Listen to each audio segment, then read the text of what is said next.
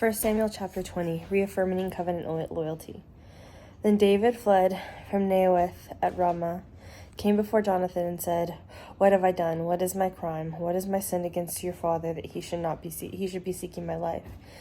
"Never," he said to him, "you will not die. Behold, my father does nothing great or small without disclosing it to me. So why should my father hide this matter from me? It cannot be." Then David swore again, saying, "Your father knows very well that I have found favor in your eyes."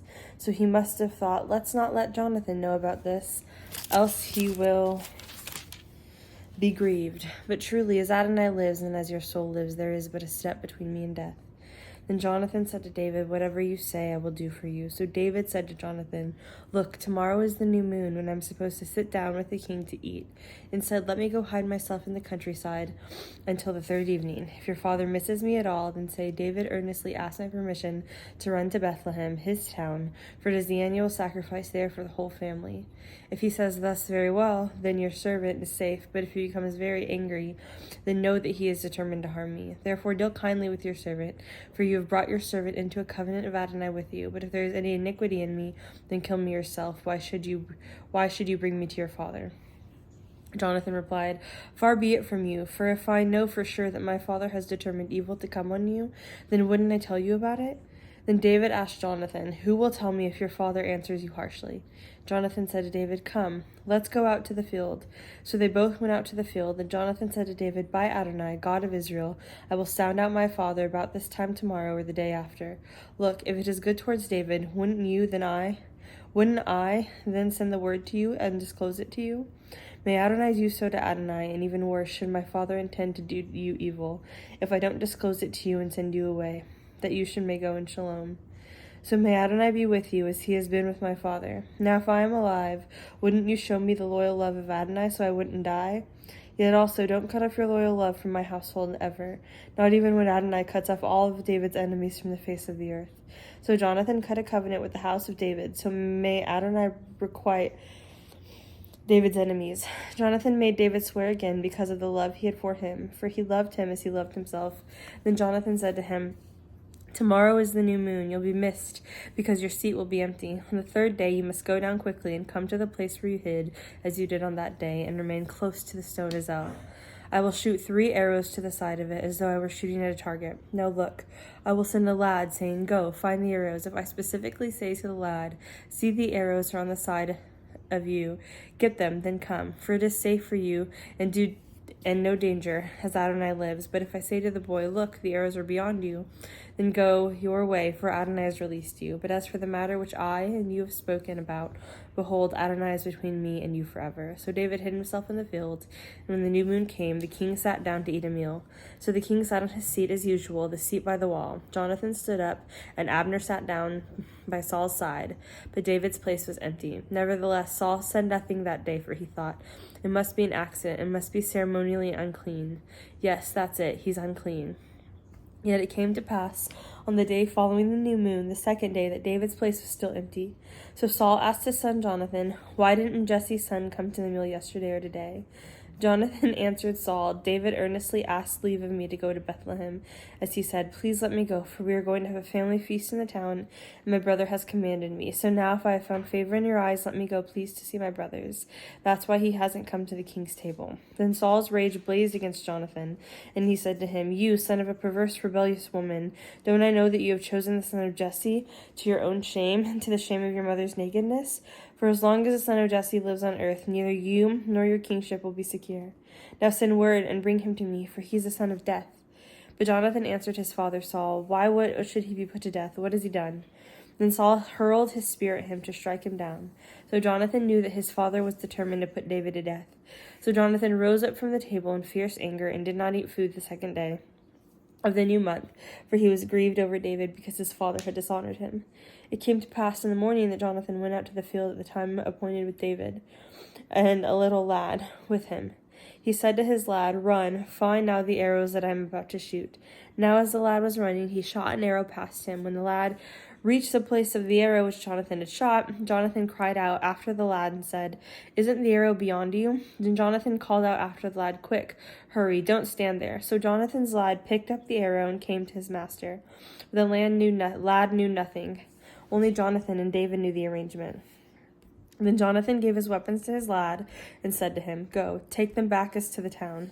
As soon as the lad was gone, David emerged from the south side and fell on his face to the ground and bowed down 3 times. Then they kissed each other and wept together, though David wept more. Then Jonathan said to David, "Go in the shalom that we both have sworn to each other in the name of Adonai, saying, May Adonai be between me and you and between my offspring and your offspring forever."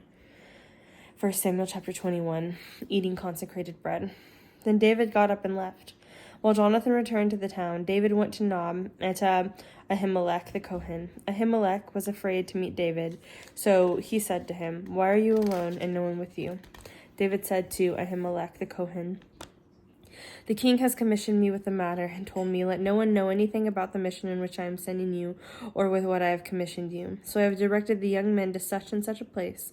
So now, what do you have on hand? Give me 5 loaves of bread or whatever can be found." The Kohen answered David, saying, "There is no common bread on hand, but there is a consecrated bread, so long as the young men have kept themselves from women. Of course, women have been kept from us, as on previous campaigns." David answered the Kohen, "So the young men's vessels were holy, though it was an ordinary mission. How much more so will their vessels be holy today?" So the Kohen gave him consecrated bread, for there was no bread there, but the bread of the presence, which was taken out from the presence of Adonai in order to replace it with hot bread on this day as it was taken.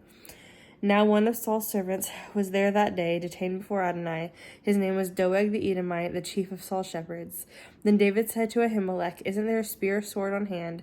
For I did not take my sword or my weapons with me, because the king's mission was urgent." The Kohen said, "The sword of Goliath the Philistine, whom you killed in the valley of Elah, is here, wrapped in a cloth behind the ephod. If you want to take it for yourself, take it, for there's nothing else here." "There's nothing like it," David said. "Give it to me." David pretends insanity. Then David got up and fled that day from Saul and went to Achish, king of Gath, or Kish. But Achish's courtiers said to him, "Isn't this David, king of the land? Isn't he the one they sing about in their dances, saying Saul has slain his thousands and David his 10,000s?" David took these words to heart, and he became so afraid of King Achish of Gath that he changed his demeanor before them and acted like a madman while in their hands, scribbling on the doors of the gate and letting his saliva run down his beard. Then Achish said to his courtiers, "Look, you can see the man is insane. Why did you bring him to me? Do I have a shortage of crazy people that you've brought this fellow to go crazy on me? Is this one going to come into my house?" 1 Samuel chapter 22. Flight to a cave into Moab. So David walked from there and escaped to the cave of Adullam.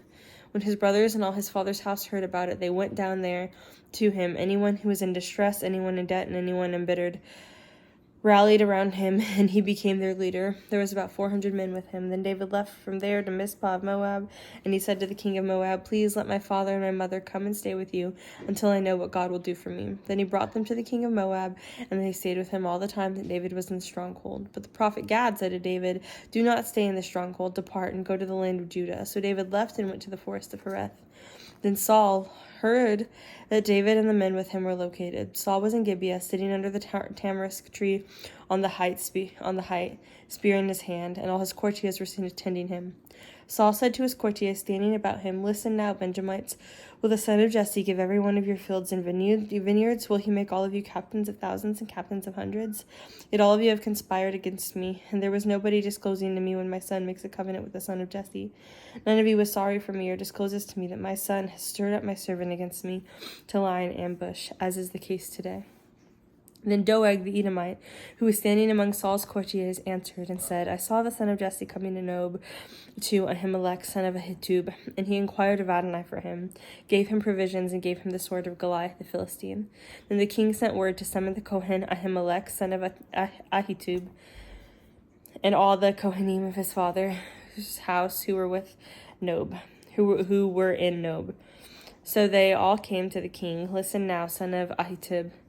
Saul said, "Here I am, my lord," he said. Then Saul said to him, "Why have you conspired against me, you and the son of Jesse, by giving him bread and a sword, and by inquiring of God for him, that he should rise against me by lying in ambush, as is the case today?" Then Ahimelech answered the king, saying, "Who among all your servants is as trusted as David, the king's son-in-law, captain of the royal guard, and honored in your house? Just today I began to inquire of God for him. For far be it from the king to accuse his servant or anyone of my father's house, for your servant knows nothing of all this, whether little or much." But the king said, "You will surely die, Ahimelech, you and all your father's house." Then the king ordered the guards attending him, "Turn around and kill the Kohanim of Adonai, for they are in cahoots with David." For they knew what he was running away, but did not inform me. But the servants of the king were not willing to raise their hand to assault the Kohanim of Adonai. So the king said to Doeg, "You, turn around and kill the Kohanim." So Doeg the Edomite turned and fell upon the Kohanim, and on that day killed 85 men who wore the linen ephod. Nob, the town of the Kohanim, he struck with the edge of the sword men and women, children and infants, oxen, asses, and sheep with the edge of the sword. Yet one of the sons of Ahimelech, sons of Ahitub, named Abiathar, escaped and fled to David. Abiathar told David that Saul had slain Adonai's Kohanim. Then David said to Abiathar, "I knew that one day when Doeg the Edomite was there, that he would surely tell Saul, 'I have brought about the death of all the people of your father's house. Stay with me and fear not, for the one who is seeking my life is seeking your life too. But with me you will be safe.'"